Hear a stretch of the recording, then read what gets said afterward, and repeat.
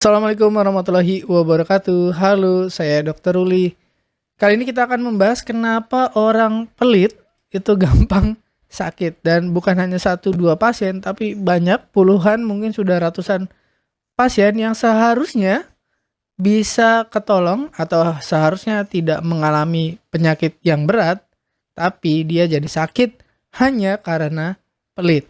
Nah, kenapa ada hubungannya? Apakah benar nih, ini cuman dugaan aja atau memang sudah dibuktikan secara ilmiah? Ternyata kesehatan itu dipengaruhi oleh satu genetik bawaan, misalkan kita ada bakat apakah diabetes, kanker dan sebagainya dari orang tua, dari keluarga kita ditelusuri terus sampai ke nenek moyang gitu ya, itu namanya genetik. Tapi sebagian besar juga dipengaruhi oleh pola hidup, apa yang kita makan, apa yang kita minum, kita istirahat enggak, kita olahraga enggak, ya, banyak stres atau enggak. Nah, dalam pola hidup itu termasuk salah satunya kebiasaan mengelola keuangan. Karena dengan kita terbiasa mengelola keuangan secara pelit atau kita secara wajar itu mempengaruhi apa yang kita makan, apa yang kita minum, kita tidurnya nyenyak apa enggak, terus kebiasaan kita mau olahraga atau enggak dan seterusnya. Apakah iya? Apakah ini hanya dugaan Dokter Ruli aja? Enggak, ternyata sudah ada penelitiannya secara ilmiah orang yang pelit itu berdampak secara langsung ataupun tidak langsung pada kesehatan fisik dan mentalnya. Jadi kalau saat ini Anda mengalami sakit fisik atau mental, coba dicek apakah Anda pelit atau enggak. Kenapa? Karena dari penelitiannya satu meningkatkan risiko penyakit jantung, diterbitkan oleh Journal of Behavioral Medicine. Jadi orang yang pelit lebih sering dan lebih gampang untuk terkena serangan jantung dan gagal jantung. Kemudian memperpendek umur, entah karena kematian karena kanker, entah karena diabetes dan seterusnya, memperburuk kesehatan mental, menurunkan sistem kekebalan tubuh dan mempersulit hubungan sosial. Sudah banyak penelitiannya, tapi memang penelitiannya bukan sebab akibat, tapi ada hubungannya. Ya misalkan ada orang yang misalkan umurnya lebih pendek, itu dicek biasanya memang dalam hidupnya itu terlalu pelit. Nah, apakah Anda pengen tahu apakah saya ini termasuk pelit apa enggak ya, Dok? Apakah saya ini hemat atau pelit?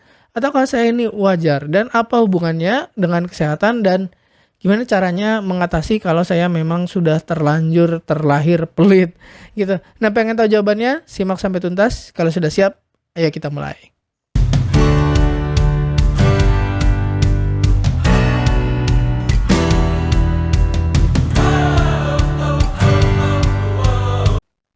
Nah, pertama kita bahas dulu bedanya pelit sama misalkan hemat gitu ya. Banyak orang merasa, "Oh, saya itu hemat, Dok.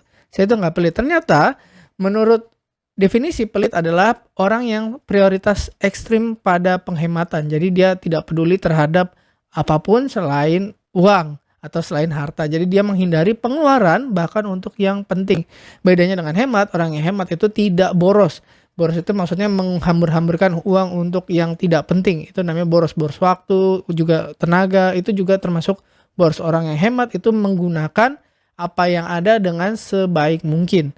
Nah, tapi kalau orang pelit itu lawannya dari hemat. Jadi bukan hemat, tapi dia benar-benar tidak mau mengeluarkan untuk sesuatu yang sebenarnya penting. Nggak cuma masalah uang, biasanya orang yang pelit secara keuangan juga pelit secara tenaga, pelit waktu, dan pelit pikiran itu juga jadi menyebabkan mereka itu biasanya lebih cepat sakit. Kenapa? Karena misalkan nanti mempengaruhi makanan yang dipilih, mempengaruhi mau periksa kesehatan atau enggak, mau berobat atau enggak, dan seterusnya. Dan kebanyakan dari mereka mengorbankan kualitas demi harga murah. Beli barang atau makanan nggak apa-apa, yang penting murah ya. Yang penting hemat, nggak peduli itu isinya apa, apakah itu racun, apakah berbahaya, atau apakah ada pengawet, apakah itu ternyata bikin kita sakit dan seterusnya, nggak peduli ya. Yang penting hemat. Nah, apa bedanya dengan orang yang tidak mampu? Orang yang tidak mampu itu memang tidak ada pilihan. Tapi ketika kita misalkan punya dan punya pilihan untuk membeli yang lebih baik, uangnya ada gitu, tapi nggak mau keluar hanya karena nggak mau kehilangan uang, itu termasuk pelit. Beda dengan hemat. Kalau hemat, dia bisa mengukur nanti kalau saya beli ini di masa depan akan jauh lebih murah. Contoh misalkan kita beli sesuatu lebih mahal hari ini tapi kualitasnya lebih bagus, terus lebih awet daripada misalkan kita beli yang murah dan cepat rusak. Itu termasuk hemat. Jadi kita beli karena kualitas. Tapi kalau pelit yang penting murah, nggak peduli nanti bakal rusak cepat gitu.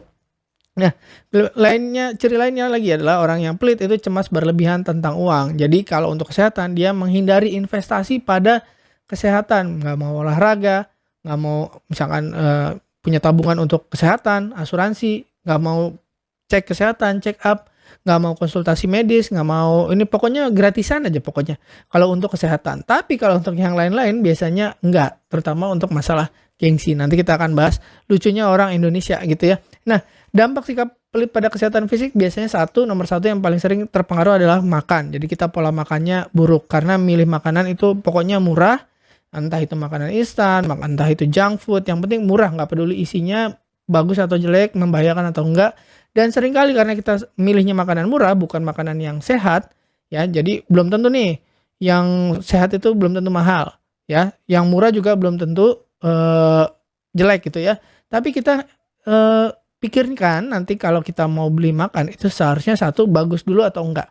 Baru nanti kalau misalnya ternyata murah itu bonus. Tapi kalau asal murah, nggak peduli mau dia sehat atau tidak sehat, nah itu yang bikin sakit. Akhirnya kita kekurangan nutrisi penting yang dibutuhkan oleh tubuh.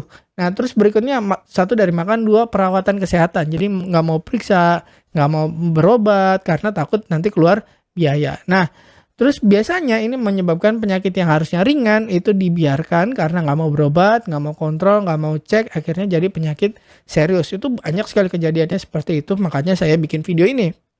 Nah, berikutnya bisa nyaman dengan kondisi hidup yang tidak layak karena mau berhemat. Misalkan tinggal di tempat yang kotor, tidak higienis, ya. Terus kalau nyari tempat makan juga nggak apa-apa kotor tempatnya, ya. Tempatnya nggak beres juga nggak apa-apa. Yang penting murah, gitu. Tinggalnya juga tempat yang tidak aman, tidak nyaman dan tidak bersih, itu meningkatkan risiko sakit, ya, fisik maupun mental. Nah, kalau pada kesehatan mental ini menurut penelitian katanya meningkatkan stres kronis. Jadi kalau kita takut kehilangan uang, itu meningkatkan tekanan mental. Nah, orang itu wajar takut kehilangan uang. Misalkan makanya uangnya ditabung, makanya uangnya dibelikan investasi, atau misalkan punya rumahnya dikunci. Itu karena takut kehilangan harta, itu wajar. Nah, tapi kalau takutnya berlebihan, misalkan kita takut kita nabung takut banknya dilikuidasi, atau takut misalkan pokoknya kita udah melakukan hal yang terbaik untuk mengamankan tapi tetap masih takut juga. Misalkan kita udah kunci pintu tapi nggak bisa tidur takut kemalingan. Padahal kita udah kunci, udah ada security yang kita bayar dan seterusnya, tapi masih merasa takut juga. Jadi masalah takut kehilangan ini uang itu bukan hanya masalah orang yang tidak mampu atau orang kelas menengah, orang yang punya banyak uang juga sama. Jadi banyak pasien saya yang kebetulan ini dia uangnya sebenarnya banyak, tapi masih saja merasa takut kehilangan. Ya karena apa? Karena memang itu sudah kebiasaan. Ya, dan kebiasaan ini memicu gangguan hipertensi, gangguan tidur, penurunan imunitas. Tapi ini sebenarnya tidak hanya masalah uang, tapi segala hal. Jadi dia takut kehilangan keluarga, takut kehilangan pasangan, takut kehilangan apa segala macam. Itu merembet kemana-mana. Awalnya takut kehilangan uang dan akhirnya kurang bahagia juga karena dia menghindari rekreasi, menghindari hobi, punya hobi tapi nanti keluar uang, pengen rekreasi lah, jalan-jalan, ya kemana gitu. Nanti pemborosan. Akhirnya juga dia nggak mau kemana-mana, nggak mau main sama temennya, nggak mau apa gitu karena nggak mau keluar uang. Nanti keluar duit nih, sosialisasi, jalan-jalan apa segala macam. Nah, tapi itu di luar negeri. Di Indonesia itu lucu, di Indonesia itu unik. Kenapa? Karena gengsi mengalahkan kesehatan. Jadi banyak sekali pasien itu untuk masalah gengsi, misalkan jalan-jalan ke luar negeri, beli pakaian yang bagus, rekreasi, ya maksudnya jalan-jalan keluar kota segala macam, ya terus beliin oleh-oleh, itu bisa keluar uang mudah. Tapi untuk kesehatan itu sangat pelit banget gitu. Jadi misalkan nih dia itu habis pulang jalan-jalan dari luar negeri, cerita misalkan, ya dok saya baru pulang jalan-jalan dari luar negeri begini gitu. Oke, nah ternyata ada hal-hal yang harus diperiksa, misalkan cek lab dan segala macam. Tapi dia nggak mau periksa. Kenapa? Karena nggak mau keluar duit. Dia nunggu sampai BPJS-nya keluar. Jadi waktu itu dia sudah pernah cek dan itu pakai BPJS, katanya harus nunggu. Padahal untuk keluar negeri, untuk jalan-jalan, untuk pamer itu uangnya ada. Ya. Terus misalkan dia untuk makanan yang sehat. Makanan yang sehat memang kadang-kadang ada harganya yang lebih mahal daripada yang makanan yang tidak sehat. Ya, tapi kalau di Indonesia sebenarnya makanan sehat tuh banyak yang murah gitu. Tapi misalkan beli suplemen atau beli apa yang memang dia butuh. Misalkan dia tubuhnya memang kurang. Tapi dia nggak mau keluar uang untuk kesehatan. Kenapa? Karena merasa ya beda dengan misalkan dia ke luar negeri, itu bisa ditunjukin, difoto, terus dipamerkan ke teman-teman, itu bisa. Tapi kalau misalkan dia cek kesehatan atau apa, itu susah nunjukinnya. Dan menunjukkan kalau dia lagi sakit tuh nggak enak. Banyak begitu untuk orang Indonesia. Lucunya, nah akhirnya banyak di Indonesia itu orang yang pelit akhirnya berujung ke masalah kesehatan. Contoh nih yang mungkin kalau dokter gigi pernah ketemu juga, orang yang menunda pengobatan gigi, ya misalkan giginya bolong atau sakit atau apa, akhirnya karena ditunda-tunda-tunda terus akhirnya makin parah dan terpaksa harus operasi yang besar. Awalnya mungkin hanya cukup dicabut aja atau ditampil aja, tapi akhirnya karena dia tar deh, ya bilangnya nggak ada waktu, tapi aslinya di dalam hatinya itu biasanya karena nggak mau keluar uang. Ya misalkan nunggu BPJS-nya keluar segala macam. Padahal itu sakitnya sudah sangat berat gitu ya, karena pelit gitu ya. Jadi nggak mau terapi, nggak mau periksa gitu ya. Nah, terjadi juga pada pasien-pasien saya, terutama yang diabetes, itu akhirnya jadi serangan jantung, kemudian jadi stroke, kemudian gagal ginjal, kakinya diamputasi. Padahal tadinya mungkin diabetes itu bukan penyakit yang tiba-tiba yang mendadak, itu enggak. Sampai akhirnya serangan jantung, stroke, gagal ginjal tuh enggak, butuh waktu yang lama. Tapi karena males, ya males keluar uang, males keluar tenaga, males keluar waktu, males keluar usaha gitu ya, nggak mau gitu ya, males gitu ya, pelit lah. Pelit tenaga, pelit uang, pelit waktu, ya.